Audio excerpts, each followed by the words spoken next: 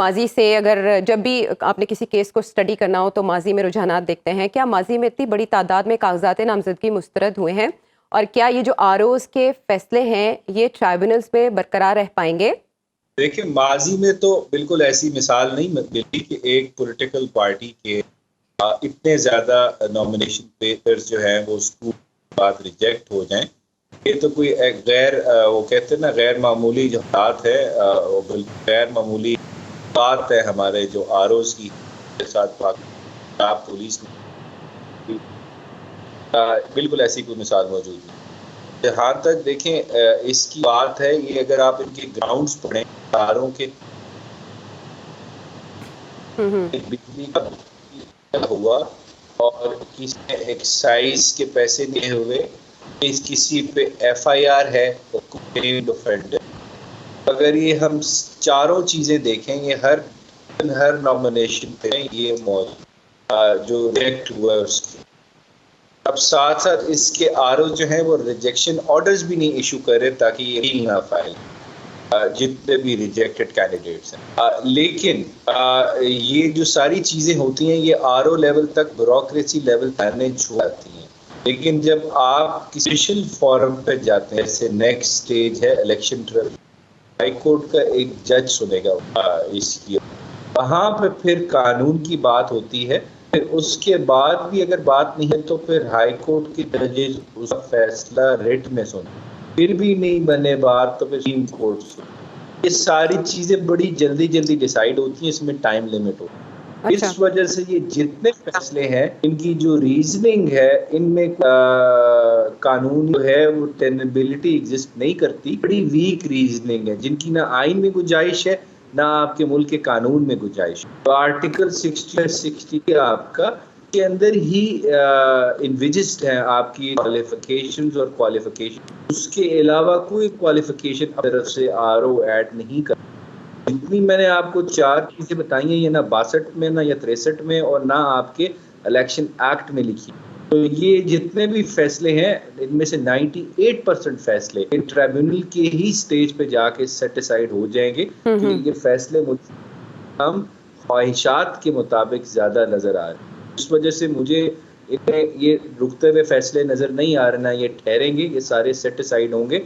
अभी मैं अपने दफ्तर में बैठा हूँ इस वक्त, 20 से 25 अपील्स तो मैंने बनाई हैं और जो मैं ऑर्डर्स पढ़ रहा हूँ जो आरओज़ के हैं वो तो देख के मुझे हंसी आ रही है कि ये रीजनिंग भी ये दे सकते हैं। फिर बात वही हो गई, हम जब कहते थे कि आप जुडिशियल आरओज़ रखें, ट्रांसपेरेंसी होगी, इंडिपेंडेंस होगी एग्जीक्यूटिव से, ये जो एमपीओ इशूइंग फैक्ट्रीज जो डीसीज आपने डीआरओज़ लगा दिए हैं, उन्होंने तो यही काम करना था, क्योंकि वो लोग सर्वेंट ऑफ द पीपल तो है नहीं, servant of their political masters हैं। उन्होंने यही फैसले और यही फैसले आए हैं। तो अभी ये सारी अपील स्टेज पे आप मेरी बात नोट करके रख लें, इसमें से 95 to 98% फैसले ये सेटिसाइड होने हैं। अगर अकबर एस बाबर साहब ही इस मामले को लेकर जाते तो ज़्यादा बेहतर ना होता? मुद्दई सुस्त गवाह चुस्त वाला मामला है। उधर पॉलिटिकल पार्टीज के हेड्स जो हैं वो पेशावर हाई कोर्ट को तनकीद का निशाना बना रहे थे बाकायदा तौर पर।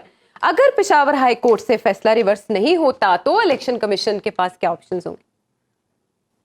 जी बिल्कुल, ये बात मैं आपसे अग्री करूंगा कि ये रिकॉलिंग ऑफ ऑर्डर की बात है, तो ये इलेक्शन कमीशन को मेरे ख्याल से ये फाइनल जजमेंट का वेट करना चाहिए था। अगर फिर अपील फाइल करते तो बेहतर लगते। और बिल्कुल यहाँ पे मेरे ख्याल से अकबर एस बाबर का खैर लोकल स्टैंड आए तो नहीं था, क्योंकि ओरिजिनल पिटिशन चलो वो थे, वो जाते तो हमें समझ आता, उनका एंथुसियाज्म भी समझ आता कि he is interested in the के इलेक्शन सिंबल वाले इशू पे। लेकिन इलेक्शन कमीशन की बहुत ज्यादा दिलचस्पी जो है कि इस पार्टी से हमने सिंबल किसी तरह लेना है, उससे बड़े क्वेश्चंस और सस्पिशंस और डाउट्स रेज होते हैं उनकी इंटेंशन पे। इस बात पे I totally agree with you. Election commission over enthusiastic हुआ है as far as the PTI's election symbol is concerned उसके मामले में। क्या इलेक्शन कमीशन किसी पॉलिटिकल पार्टी के खिलाफ फरीक बन सकता है, या वो दरखास्त गुजार जो इस मामले को लेकर इलेक्शन कमीशन गए थे? देखिए, ऑर्डर तो इलेक्शन कमीशन उसमें पार्टी थी जब ये फाइल हुआ था। बिल्कुल इलेक्शन कमीशन चैलेंज तो कर सकता है, लेकिन अगर आप इसको टेक्निकली देखें कि पार्टी तो उसमें वो बन सकता है और फाइल भी कर सकता है। लेकिन अगर आप इलेक्शन कमीशन के की जो हरकत हैं उसको जरा उनका बगौर जायजा लें, उसमें ये लगता है कि वो ये वैसी वाली पार्टी बन गई जिस तरह हम कहते हैं कि एक पॉलिटिकल पार्टी होती है। क्योंकि यहाँ पे आप देखें किसी पार्टी का इस तरह जांच पड़ताल नहीं की गई उनकी फॉरेन फंडिंग के इशू का, ना उनके इंट्रा पार्टी इलेक्शंस का, ना उनके तोशा खाना के जो तहाइफ लिए हैं उस पे जो ट्रायल इलेक्शन कमीशन की डिक्लेरेशन के पास हुआ है किसी लीडर का नहीं हुआ।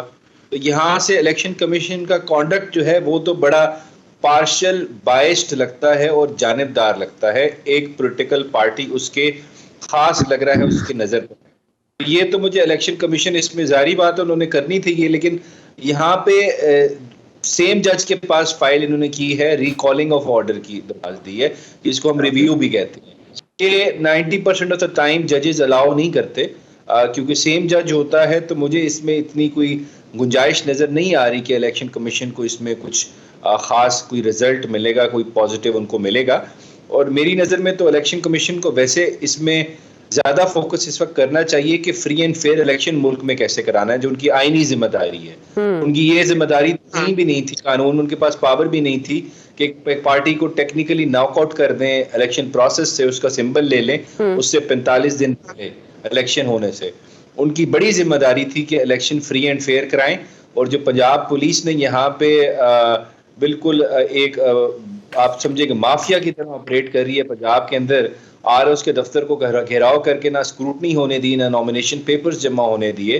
मेरे ख्याल से अगर एक्शन ले लेती कंटेम्प्ट का पंजाब पुलिस के खिलाफ, तो मेरे ख्याल से इलेक्शन कमीशन इस मुल्क के लिए सर्विस भी करती और एक बेहतर अदारे के तौर पे पेश आती है, नजर आती है हमें कि वो एक फ्री एंड फेयर इलेक्शन कराने में सीरियस है। लेकिन उनकी प्रायोरिटीज मुझे ये लग रहा है फ्री एंड फेयर इलेक्शन नहीं है,